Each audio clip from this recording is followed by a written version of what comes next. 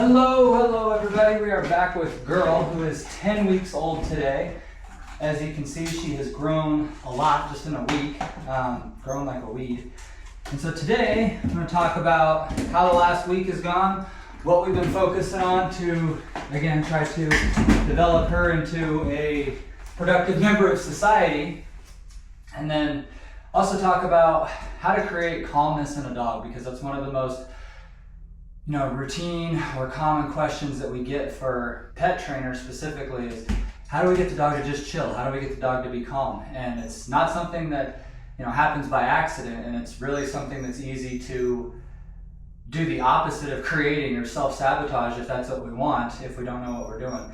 So you can see for her, she jumps over into her little bed there. She's been staying in that. That's kind of our introductory kennel. You can see now she can come in and out of it at will, so it's not as effective as it was in the first week. You can also see that she's kind of scratching a little bit because we had to put a collar on her. The other day she learned that she's faster than me when we were out on a potty break, which usually doesn't happen yet, but she decided to learn it early, so we had to put a collar on her. And then now when she goes outside, she has to drag a leash around to make sure that we can catch her. But you see that she's going around and she's offering all of these different behaviors, between jumping into her bucket that she knows in the past has produced a reward, going on to this thing, yes, good girl, which has also produced a reward, and then going into the kennel, which again has also produced a reward for her. Now, over the last week, one thing I've also been doing is introducing her to the treat and train over there, which is a remotely controlled device that I can basically, every time she does something I like, I can reward her with that machine. And so I'm not going to reward her for jumping into her kennel, because we're phasing her out of that, but I will reward her with it when she goes back over onto this thing. And so what I've been doing to kind of introduce her to this was, instead of being a part of that, where I'm trying to encourage her to go over and eat from it. So see when she goes onto her little place board there, and she's never actually had treat and training here, it's only been in the garage. And so how I introduce it is out there in the garage, where I'm doing bathroom breaks for the other dogs, bringing groceries in and out. I have her out there in a little bit bigger kennel, and how I introduce her to this is the first couple of days, I'm not a part of her learning that the treat and train is okay. I beep it. First she was kind of scared of it, she was avoidant of it. I was able to fill up the whole tray and she's like, nope, not having it. And then by the end of 20 or 30 minutes, she finally worked up the courage to go there and get some of the food that had come off of the tray, like overflowed onto the floor. And then the next day when I brought her back in, she was happy to go over there and eat from it. When I would beep it though, she would move away. And so we had to desensitize that beep and show her that, hey, the beep is okay. Now, we can use that as a reward for her doing the right thing without me even having to tell her. And so what that kind of creates is her understanding that some of these behaviors are good and desirable without me always having to remind her or nag her or encourage her or otherwise be a part of that process. It's a way for me to go, hey, as far as she's concerned, Mother Nature likes when she chills and relaxes on the place board there. And so it's something that regardless of what I'm doing, you see I can walk around the room now and she'll just stay going back to that place board kind of independently on her own. If I wait her out, and I'm not going to reward her when she's scratching, because again she's fussing with her collar there, but when she settles down, I can beep and show her that I like that, and then she can go there and get rewarded. Now, functionally, it's important to say that there's no difference between me saying yes, delivering food, the machine going beep, delivering food, which is very similar to that whole Pavlov thing, bell food, ding food, and somebody using a clicker, right? The mechanical device where they got a little wrist thing, they go click, click, click, click. There is functionally no difference between any of the three of those. The difference between my voice and a clicker though is everybody can have a clicker. I'm the only one that has my voice. And so if I'm out in public and I clicker train my dog and they think that when they hear a clicker they've done something right and they can expect a reward from it, and somebody else is trying to work with their dog who is doing the something right, maybe my dog isn't doing the something right, well when my dog hears that click, they think that they're doing the something right, and we can really contaminate or pollute our behaviors very quickly. So for me, when I'm working on behaviors where I'm working with the dog or we're out in public, you're going to see that I'm working for the dog with communication for me. But when I'm at home and I'm trying to create calmness, this is a really, really good way to do it, because I can remove myself from the equation of the dog learning. And so what happens a lot of times is, whether it's getting ready to go outside for a walk, whether it's dinner time, whether it's going for a ride. We ask the dog, hey, are you ready to eat? You want dinner? Are you hungry? And the dog goes, yeah. I like any interaction from the human. This is awesome. And so what we do is we end up building a whole bunch of anticipation, a whole bunch of excitement, a whole bunch of arousal into all of those normal routines that we would otherwise want to be calm. And then that turns into, if it's excited during feeding time, then we're going to be excited when we go on a car ride. If we're excited when we go on a car ride, more likely that we're going to bark, that we're going to jump over from the front seat to the back seat, whatever the undesirable behavior is, there's a more chance that that's going to go up.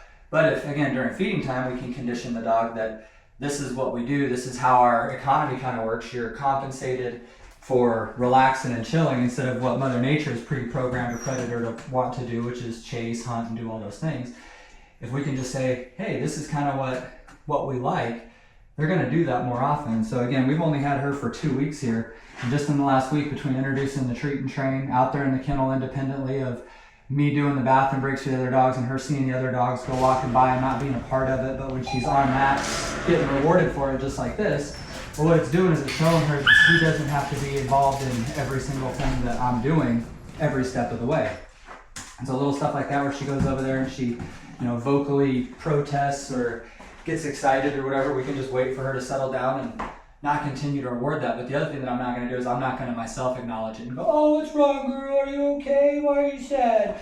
Oh, it's all right. We don't want to do that. Because all she's going to learn is every time she barks or she shows some kind of distress or discomfort that I'm going to show up and give her some scratches and affection. So she's basically building a command into us where I do something that sounds like I'm not having a good time and you give me some scratches. And we create like a professional victim mentality. And so again, being able to use this treat and train is really helpful because especially for a puppy, but I use this for all the way up to adult and I don't say some older dogs, but the oldest dog that's come through my program has done this exact same exercise. And what it does is, like I said, is it teaches them kind of an independent economy of whatever social relations we've created whenever we're doing feeding time, going on a car ride, an adventure, whatever.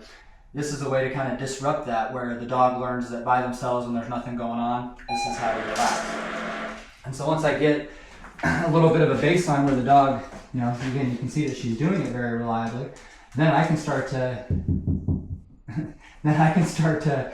build on that foundation where, yes, when she does what I like, I can reward her for it. And again, she doesn't necessarily know what the yes means yet, but we can start to condition that, and instead of having to come off of the machine when she hears, or the bed when she hears the machine beep, she'll just come out of there when she hears me say yes. Trying to show her she got a little piece on the food on the floor right here. Hey. Wait for her to get done scratching. Yes, good girl. All that together.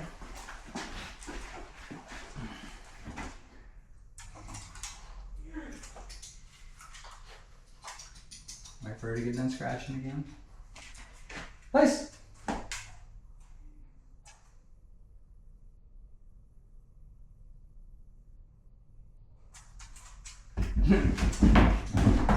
See, she just did it. I don't even know how many times, 10 or 15 times, no problem. But then I point at it and tell her to do it, and she's like, nah. But again, we haven't told her to do that before. Yes, good girl. So we're just going to work through it. Now usually when I'm trying to create behaviors initially, I start off by just luring the behavior. Got my little bit of food. Puppy comes up. As soon as all 4 feet get on there, they get a little bit. And then once they're done eating that little bit, I'll say, yes! And then the puppy gets to come to me for a little bit of reward. We'll do this a couple of times where I lure them up. Yeah. Come back and they get a little bit more.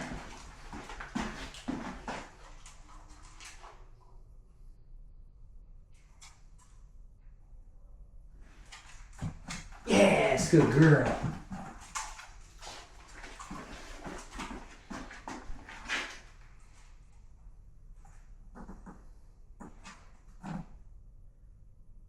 Oh. So did I just introduce the no? Because she put 2 feet up there instead of 4, and I want her to do all 4. And so all we're doing is introducing the idea that you're not always going to get it right. And when you get it wrong, it's okay, we can come back and fix it. but she's got to try again. She's got to take that initiative. Yes, good girl. And then when she does it right, she gets the reward. So by introducing yes and no here, those feedback cues, I can tell her you've done the right thing, you're getting rewarded again, which is the same as the beep in the food, the click in the food, whatever the case is. And I can show her that this specific thing, yes, good girl, is what we like. And then yes starts to become an off switch for it or a release for it. And so before I can ever get her to stay here for an extended period of time, I've got to get her to have the desire to go up here and want to wait for that next thing. And so all I have to do, like I said, create a little bit of desire for her to go up there. Yes! And then once she does and I start moving around, I can start rewarding her for longer bits of duration.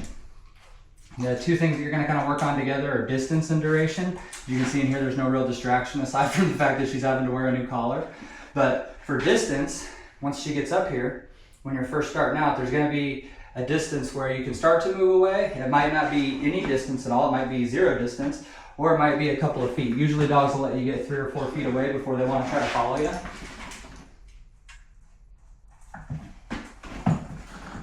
But there's going to be a distance, usually, where as you're walking away, the dog will follow you. Once you get to whatever that distance threshold is, for example, we'll just say it's right here. If right here she stays and then right here she breaks, I'm going to zigzag. Nope. Comes off. Let's get it right back up here.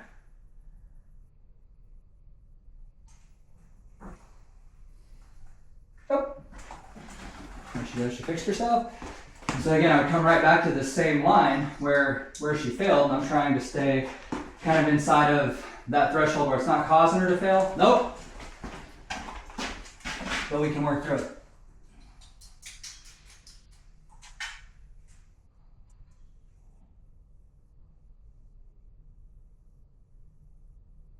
Nope.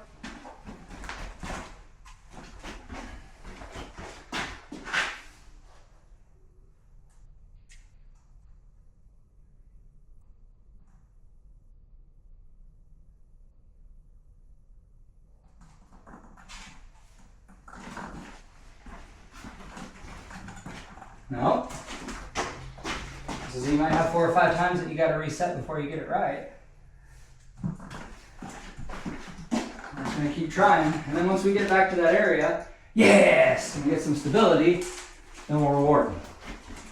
And then to build duration, we're just going to work inside of the distance because I'm not going to go past that distance that she can stay on there and expect her to do it for longer. So inside of that distance threshold, I'm going to sit here and I'm going to wait for 5 seconds, 10 seconds, 15 seconds, and progressively build up how much time she can stay on it until we get to, a baseline proficiency that will transfer well to when we're out in public. See, I didn't tell her to lay down here. I was trying to get her to go onto the place.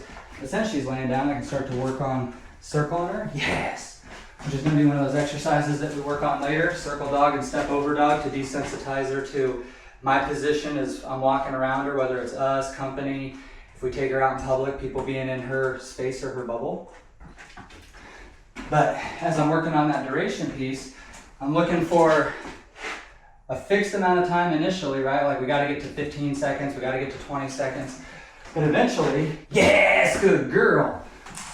Instead of having to look for the dog to do it for 20 minutes, 30 minutes, 40 minutes, what I'll look for is the dog to show me that they're intending on being there for a while. So when they do something like that, where they go up here and they lay down and they're like, all right, cool, this is where I'm going to relax for a minute. Those are the times that I really try to give them an extra bit of reward to let them know that, hey, when you go up there and you're showing me that you're just kind of relaxed and chilling, that's what I really want you to do.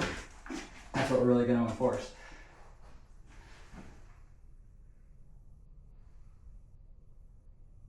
You'll see with no food in my hand, she doesn't want to follow me yet. That's okay. With a little bit of food, she will.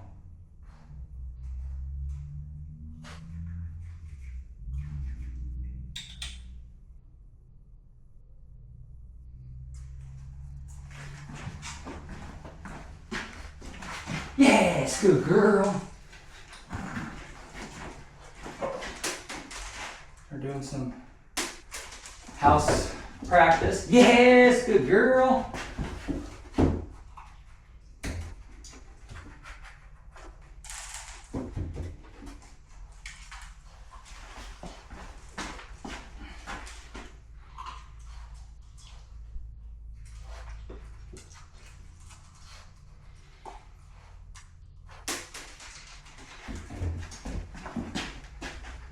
And you see, I'm not working on any like sits or downs formally where I'm trying to lure her into those different positions.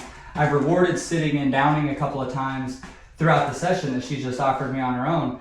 But right now my main focus is stability and impulse control. I'm not looking for her to, again, sit for a super long period of time. But if she can show me that she's gonna stay in position, yes, regardless of what I'm doing, I really want to acknowledge and reinforce that, because impulse control is one of the critically required skills from Mother Nature. If you take off on the rabbit, on the deer, on the whatever you're hunting too early, it's going to take off and it's going to get away from you.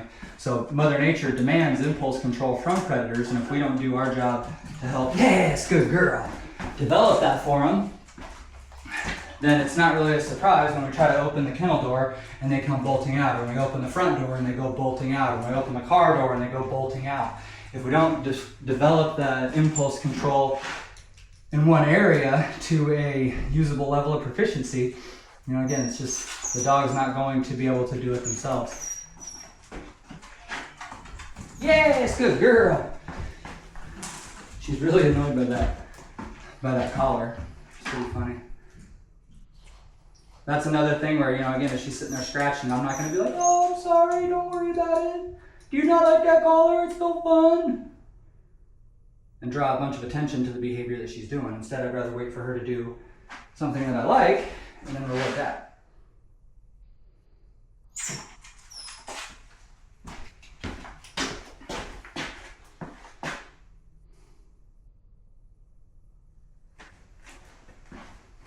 I'm going back to the other part of the initial conversation of working on the calmness. You'll see some trainers that do what we call tethering, or they'll leash the dog out either to a stake out on the wall, or they'll leash them to the door, something like that. There's basically two kinds of confinement that we can put on the dog. We can put them inside of a crate or a cage where they are locked inside, or they contained in something, or we can put them to where they are restrained to something, whether it's on a harness, whether it's on the collar, whatever the case may be. And the idea is that in either case, we're just in two different ways removing the dog's freedom. We're limiting their ability to move freely around the house, whether we restrain them into a room like this, whether we restrain them into a kennel. Again, whether we use, for a small puppy like that, I've even seen some folks use a kettlebell, and then they just use a leash and then stake the puppy out that way. And there's nothing wrong with that, because again, we're showing the dog that they don't always necessarily have to have free access to us specifically. It's different for if a dog can run around the house, they might not always be glued to us like in the typical Velcro dog sense. But if the dog can always come down and look at us, go, okay, we're cool, get a scratch, and then go on and do whatever they want, that kind of freedom kind of sets the dog up for some false expectations. And so a lot of trainers are hip to the idea that we need to create that separation, that involuntary confinement, and we need to desensitize the dogs to it. But how we can supercharge that, again, is as either the handler, whenever the dog finally does disengage, going, yay, good boy, good girl, acknowledging that, letting them know we like it. Now, when we do that, we expect that, if the dog's tethered down to the place board and they can, kind of walk around, but all they can do is that. As soon as I give them some verbal excitement, or some verbal acknowledgement, they're gonna go, yay, and they're gonna get excited and they're gonna jump up. And that's when I stop my acknowledgement and I wait for them to settle back down. It could take 30 seconds, could take 10 minutes, however long it takes. But eventually the dog's gonna start learning the pathway to activating the human is by laying down and relaxing there. And you can't do it that way. If you add a treat and train to that, or some other device where when the dog, you can see that they're settled down, relaxed, chilling, whether you use a doggy cam and you watch inside of the room that they're at, like me and my other trainer Dakota do down in Phoenix when we're working on some really serious dogs, or if you're just working with your puppy like this and you're in the living room flipping through the channels and you've got them over in a kennel, because you could put a puppy and the treat and train in the kennel and they're not crying and you can tell that they're laying down. But what that does again is it supercharges the association that everything is going to be okay for the dog, because up to this point in their life, everything that she's needed since she's gotten here, we've had to kind of deliver for her, right? Whether she has to go outside and go to the bathroom, whether it's feeding time, like we're always a cornerstone or a pillar in that. And so the idea for a dog, when I have to leave to go to work, groceries, run some errands, whatever, yes, good girl, is a little bit terrifying if they've never been specifically, conditioned or introduced to the idea that they're going to be okay by themselves. Now again, a lot of them will grow into it over a certain amount of time, but it's really nice now, her at 2 weeks old, being able to leave her for an hour or two at a time and not worry about her crying or making a fuss or being too overwhelmed by that independence, because we've introduced her to it slowly. And then now, even though she's just a puppy and she doesn't necessarily sleep all night yet, once she does sleep all night, it'll be a very easy transition to get her to go into the kennel and have her sleep in there overnight, because again, we haven't created the reliance on us for everything that she needs. Yes, good girl.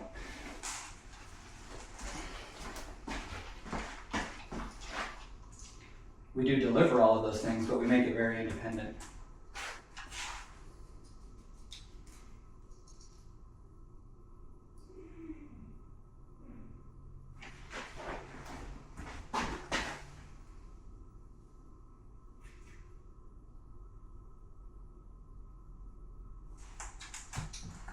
Yes, good girl.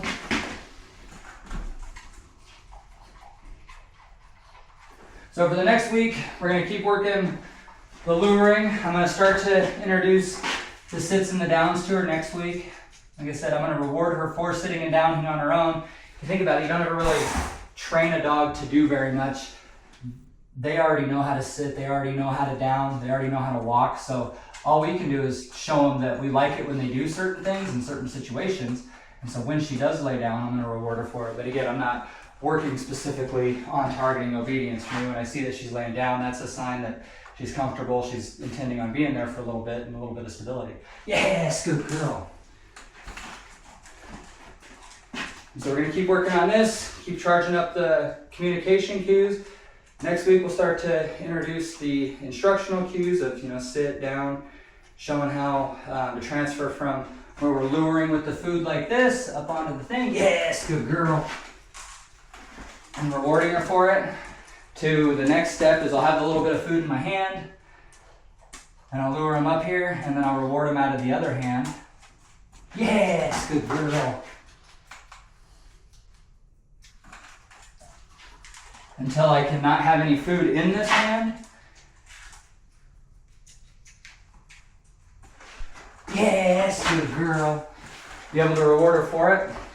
And once I can do this reliably, where I'm pointing at it or casting her to it, however you do that, once I can do that reliably, where I'm again not trying to say it yet because it's not even making an association. We'll talk about classical conditioning and how those associations are made next week. But yes, good girl. Until I can point at it and have her reliably do it, it's not ready to be named yet. So that's going to be kind of this week's focus, is luring as little as we have to, but as much as we have to get her to do it, and then transferring off to where I can just point with it with my hand and then pay her.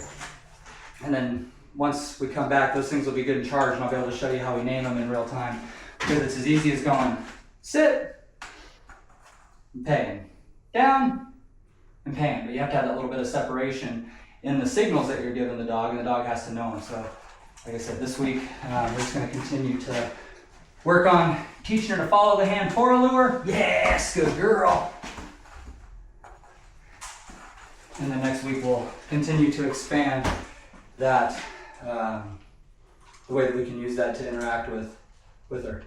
So anyway, thank you all for tuning in. Hope this was an informational video. We're going to be going live one of these days here again in the group, but in the meantime, hope you all are doing well. We'll talk to you guys soon. Take care.